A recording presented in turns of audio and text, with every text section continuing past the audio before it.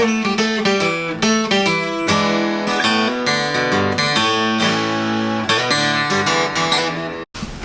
there, today I want to talk about this Taylor 356E 12-string guitar. It's a beautiful guitar, not necessarily from a visual standpoint. It's a little bit classic looking, dare I say a little bit plain. It's not bad looking, it's quite nice, but compared to say my Duesenberg or the Squier Bullet that I bought recently, even this Takamine, just the quality of the wood there, it's kind of eye-grabbing. So it's not quite as visually stunning as those guitars. It is quite nice though. It's very symmetrical. It doesn't have the cutaway, so it has a nice balanced feel. It is understated. There's not a lot of ornamentation on it, not a lot of inlays or anything else. So it's got that classic guitar look and feel. What's beautiful about it though is the sound. Now what I mean by that is often people think, 12 string, that's going to be a lot of extra treble strings, a lot of extra doubling on the strings. It's going to really have this high, beautiful resonant thing going on, and it's going to lift the volume level and just be ringing and just surround sound. And I think that's what a lot of people go for when they get the 12 string. But a bad 12 string can really diminish the experience and kind of turn you off 12 strings. Some of the defects or the downsides of a bad 12 string or a mediocre 12 string, that's a lot of extra strings, and sometimes the action can be kind of high, or the extra tension on the neck. It just means that sometimes they're harder to fret. And what you find when you're strumming or playing for a while, it can hurt the fingers, it can hurt the fingertips, and it can even hurt just the hand, just having to grip the extra chords. So sometimes the 12 string can be tiring on the hands to play. The other thing that can be a bit tiring is the extra treble strings. Yeah, it's a lot of extra sound, and sometimes that ringing, that extra high end can just be a bit fatiguing on the ears and a bit fatiguing on the brain, on the head. So the sound can kind of, after a while, be a bit much. It can kind of be overbearing. So that sometimes means people get excited about the 12 string, but then when they actually get it home and play it, after a while it kind of goes away, it fades, they're not as into it, which is why this is distinctly different, and why for me it's kind of a cut above the normal 12 string. And I get the appeal of the 12 string. It's been used all over the place. Some of the classic examples where you just really can't sound the same without the 12 string. Leo Kottke and his songs for 6 and 12 string guitars. How about Jimi Hendrix's Hear My Train Coming, his 12 string version of that, and it was tuned down a little bit, I think to C or C sharp. It's so distinct. Nothing else sounds quite like that version. You're not going to get the sound without a 12 string. Even things like Robert Smith and The Cure, how often he uses the 12 string sound there. And as a solo performer, you want to go to an open mic and bring a 12 string, it just gives a much bigger sound to accompany you. Or you want to busk on the streets or in the subway, this thing has more volume. So the appeal of the 12 string is undeniable, but like I said, they don't all sound the same. What makes this one different? Well, for one, it's a little bit higher price. It didn't come cheap. This probably cost me about $1,200 to $1,400, and they still go for that price. Part of why they haven't really come down in price is they've been discontinued, so this is all a little bit unfair. You're not going to be able to get this necessarily everywhere. Your guitar store may carry this. You can't get it on the Taylor website. You should be able to find it on Reverb, maybe Sweetwater, places like that. The reason I think you should, if you're getting a 12 string, invest that much money in this is because really this is something you want to play for the rest of your life. So go heavy when it comes to investing in the key pieces of equipment. You can get good, affordable, great sounding 6 strings and electrics, but the 12 string, like I say, all too often, it's just cacophonous and difficult to play.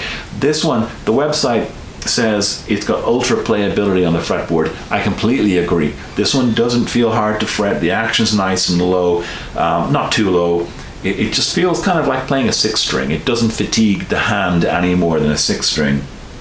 The other thing, in terms of the design and the build, it has what they call a Grand Symphony body, and that seems to give a little bit more volume and a little bit more resonance, so it brings in more low end and more middle, and the treble isn't overbearing and doesn't kind of wear on the ears, to my ears anyway. So I think that gives a much richer, much more beautiful sound. So that's a really distinct quality of this Taylor 12 string.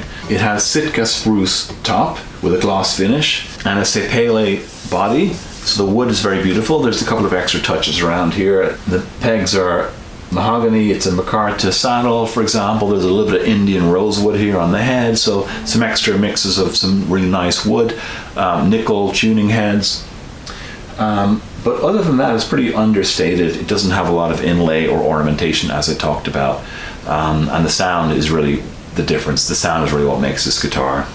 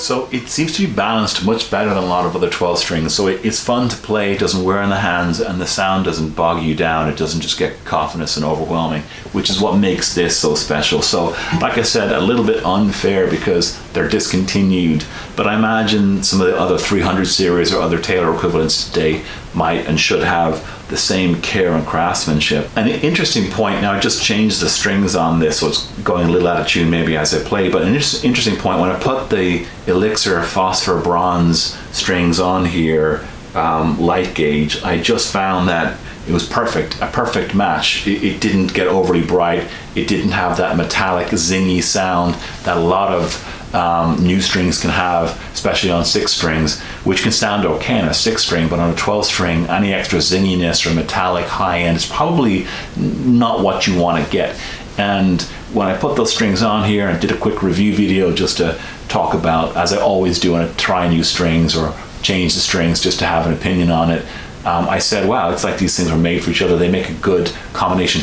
And I wasn't shocked when I did a bit of research on the guitar that in fact the website does recommend those exact strings. It specifies explicitly these strings, and often I ignore guitar manufacturers or guitar store employees when they talk about these are the strings you want. I don't always pay that much attention, but I think I might pay more attention because this is a classic illustration of why that can be really important, because these strings in particular with this guitar, they just make a really good combination.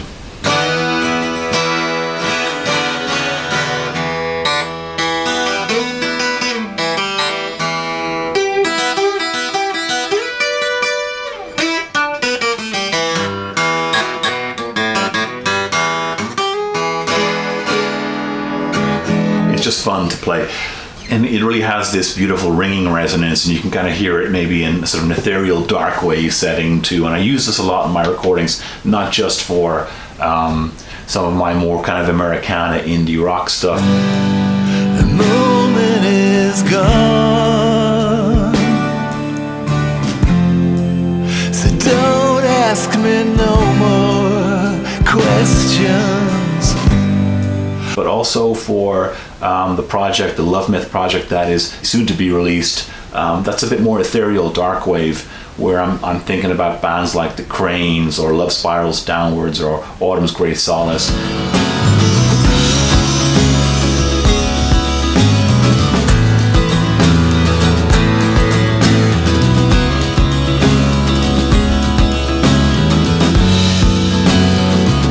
Often you do have a kind of a ringing, cathedral sort of feel, a lot of reverb. This really lends itself well to that.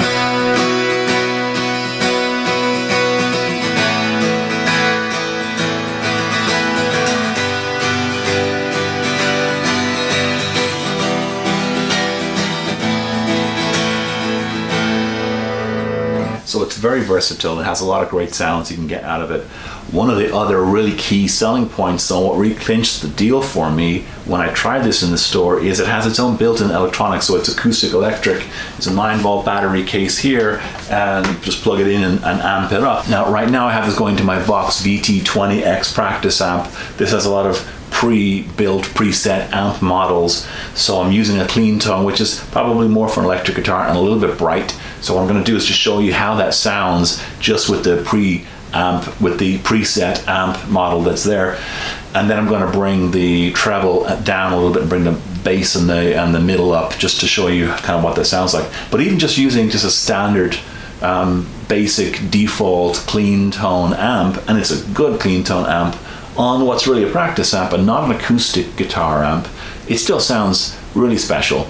Now, like I mentioned, it's not an acoustic guitar amp. Those are built really, I would assume, specifically to capture the nuances of what an acoustic guitar sounds like when you amp it up, because it's a little bit different. It's not like an electric where it's really just the strings and the pickup. You got to deal with the body and the reverberations and the potential echo. There's a lot more nuance involved there, and if I was playing a lot of acoustic gigs, maybe I'd probably invest in something like that. But I'm putting it through this practice amp, which really, if you think about it, that should diminish the sound. But what I loved about this sound was, I'm going to turn the amp on here, what I loved about this guitar and the electronics in it is when I amped it up in the store, it didn't really sound that much different to what the guitar sounded like on its own, which really struck me. So this is what the thing sounds like on its own. And then let's just bring the volume up here a little bit.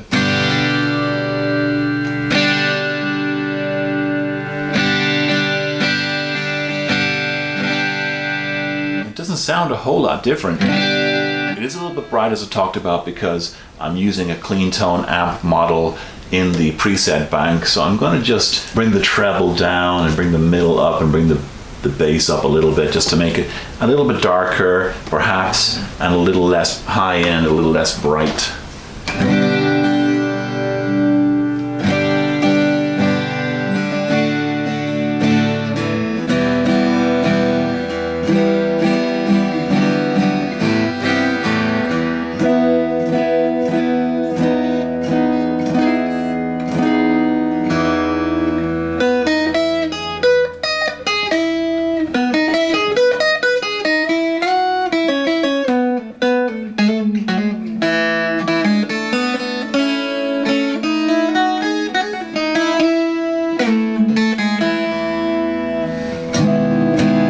Talked about, these are new strings, so it's going a little out of tune here and there, but just the sound quality from the electronics that are built in here, very special.